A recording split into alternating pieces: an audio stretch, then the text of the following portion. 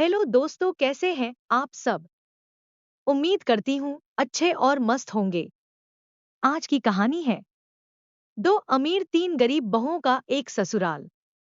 गांव के बीचों बीच ठाकुर बृजमोहन सिंह की हवेली थी, जो 4 पीढ़ियों से धन वैभव की प्रतीक मानी जाती थी।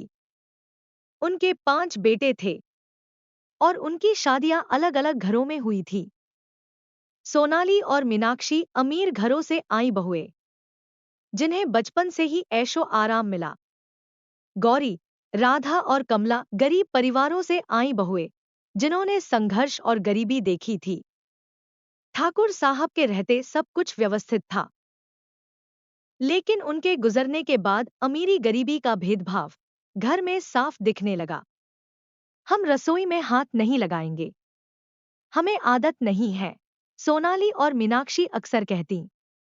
घर का काम हमारा फर्ज है, गौरी, राधा और कमला हर काम चुपचाप करती। अमीर बहुएं बैठकर आदेश देती, जबकि गरीब बहुएं मेहनत करती। समय का पहिया घुमा। घर पर अचानक संकट टूट पड़ा। सबसे बड़े बेटे का व्यापार ठप हो गया और वह भारी कर्ज में डूब गया। सरकार ने परिवार की जमीन जब्त कर ली। गांव में सूखा पड़ा, जिससे फसलें बर्बाद हो गईं। अब ठाकुर परिवार के पास न धन रहा, न नौकर चाकर। सोनाली और मीनाक्षी अब अपने पति पर दबाव डालने लगी। अब हम इस गरीबी में नहीं रह सकती। हमारे मायके में अब भी सब कुछ है, हमें वहां छोड़ दो। कुछ ही दिनों में दोनों अमीर बहुएं अपने पतियों को छोड़कर मायके चली गईं। अब घर में बूढ़ी सास, 3 गरीब बहुएं और उनके पति रह गए। गौरी ने धीरे से कहा, जो चला गया उसे भूल जाना ही बेहतर है। हमें अपनी मेहनत से सब कुछ फिर से खड़ा करना होगा। अब तीनों गरीब बहुएं घर को फिर से संवारने के लिए जुट गईं। गौरी ने गांव की महिलाओं को इकट्ठा करके सिलाई बुनाई का काम शुरू किया। राधा ने घर के पास छोटा सा अनाज स्टोर खोल लिया, जिससे गांव वालों को सस्ता अनाज मिलने लगा। कमला ने गाय भैंस खरीदकर दूध, दही और घी बेचना शुरू कर दिया। धीरे धीरे घर में खुशहाली लौटने लगी।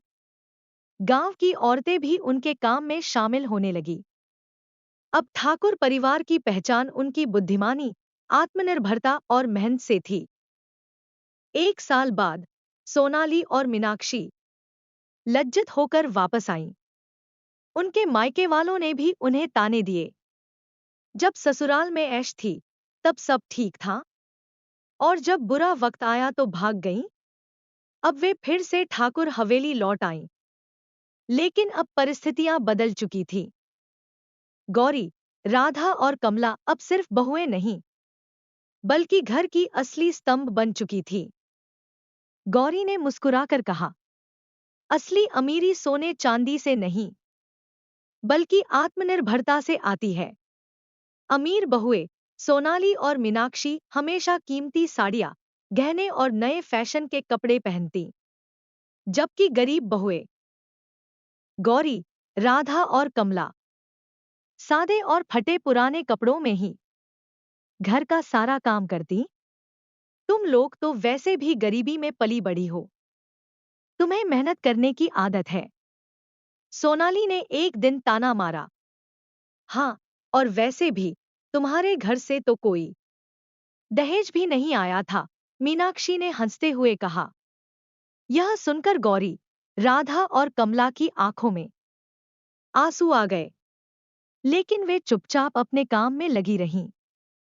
गौरी ने घर के पिछवाड़े सब्जी की खेती शुरू की। राधा ने गांव की औरतों को इकट्ठा कर हस्तकला और सिलाई का काम शुरू किया। दोस्तों, स्टोरी को पूरा अंत तक जरूर सुनें। यदि आप हमारे चैनल पर नए हैं और अभी तक आपने चैनल को सब्सक्राइब नहीं किया है, तो प्लीज वीडियो को लाइक और चैनल को सब्सक्राइब जरूर कर लें। अभी कर लें, क्योंकि बाद में आप भूल जाएंगे। कमला ने घर के आंगन में ही दूध, दही और पनीर बेचने का काम शुरू किया। धीरे धीरे मेहनत रंग लाई। अब गांव में उनकी बनी वस्तुएं बिकने लगी। आसपास के शहरों तक उनके सामान की मांग बढ़ने लगी। खेतों में भी फसल उगने लगी। एक साल बाद गौरी, राधा और कमला के प्रयासों से घर फिर से संपन्न हो गया। उधर अमीर बहुएं सोनाली और मीनाक्षी जब मायके गईं, तो वहां भी उन्हें ताने सुनने पड़े। उनके मायके वालों ने उन्हें ठुकरा दिया। अब वे पछताते हुए अपने ससुराल वापस आईं। लेकिन इस बार हालात बदल चुके थे। अब सास गरीब बहुओं को ही असली लक्ष्मी मानती थी।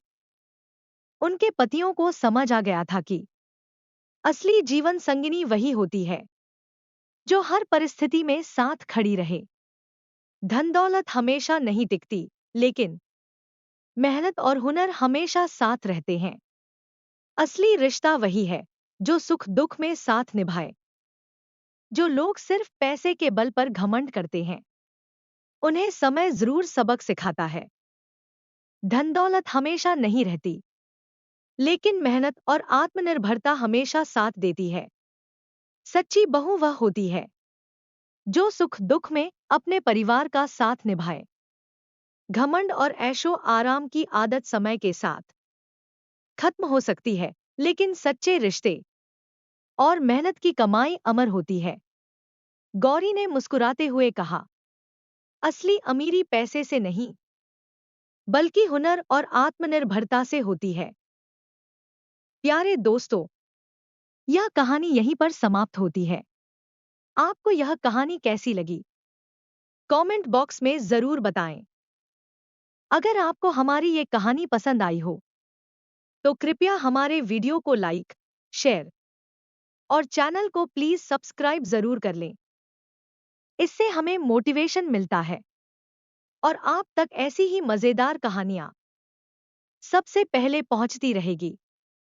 प्यारे दोस्तों, नमस्कार।